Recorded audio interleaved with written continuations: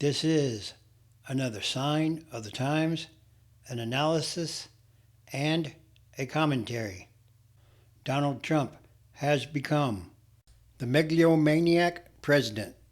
An authoritarianism expert has drawn a pointed parallel between one particular line and President Donald Trump's wild speech at the United Nations recently and the propaganda tactics of Italian dictator Benito Mussolini.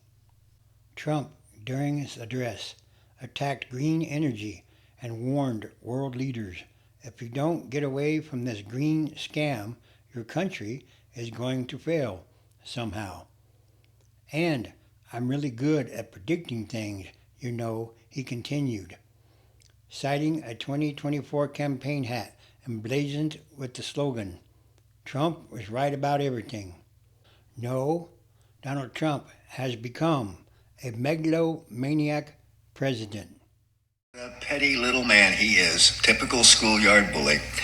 Not satisfied to have won in 24, he wants to rub it in. So in between ending wars, and it seems the number of wars he has personally ended grows by the day, except, of course, for the 2 wars he promised to end on day 1, he made time to cancel Kamala Harris's Secret Service protection. Yeah, that'll show her. Who's your daddy now, Cammy? Former vice presidents usually get Secret Service protection for 6 months after leaving office, while ex-presidents get protection for life. But before his term ended, President Biden signed an order to extend Harris's protection beyond 6 months to July 2026. Apparently, Harris had been getting an inordinate number of threats, and that makes sense since some of Trump's white nationalist supporters would pose a threat to Harris. After all, she is black, she is a woman, so what more excuse do you need, huh? According to the LA Times, Harris will now receive protection from the Highway Patrol, California Highway Patrol. So Trump's petty little move only served once again to remind us what a complete asshole he is. Any normal person, particularly a president, would not only be embarrassed to do this, but in practical terms, would be concerned of how it would look if some harm came to Harris. Not this guy. He looks at his idol Vladimir Putin, who specializes in disappearing his opponents by various means, and figures if something were to happen to his 2024 opponent, his followers wouldn't mind at all.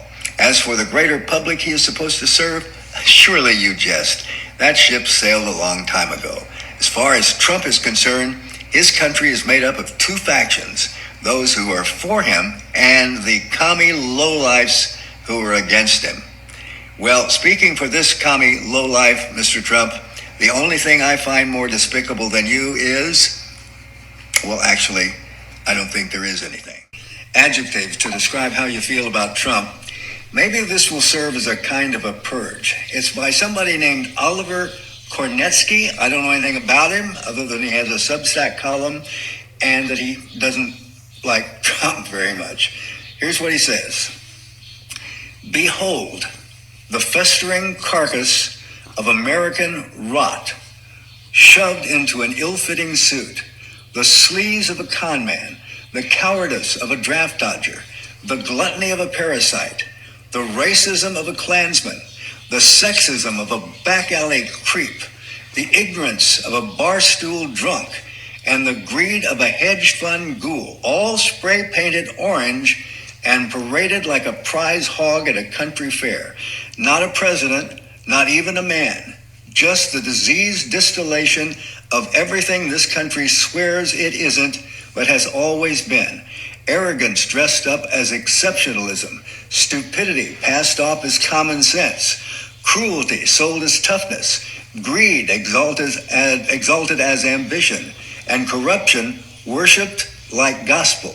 It is America's shadow made flesh, a rotting pumpkin idol, proving that when a nation kneels before money, power, and spite, it doesn't just lose its soul, it shits out this bloated obscenity and calls it a leader.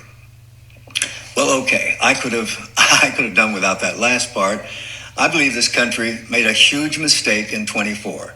Not the first time we've done it, but it may be the worst. It's up to us now to prove that that last part is wrong. Really, it gives us a great opportunity, all of us, to show how we can come together and defeat this gold-plated faker. Time to make America a democracy again. Revelation chapter 13, verse 18. This is where it calls for wisdom. Let the one who has insight calculate the number of the wild beast, for it is a man's number, and its number is 666. And all these are more signs of the times.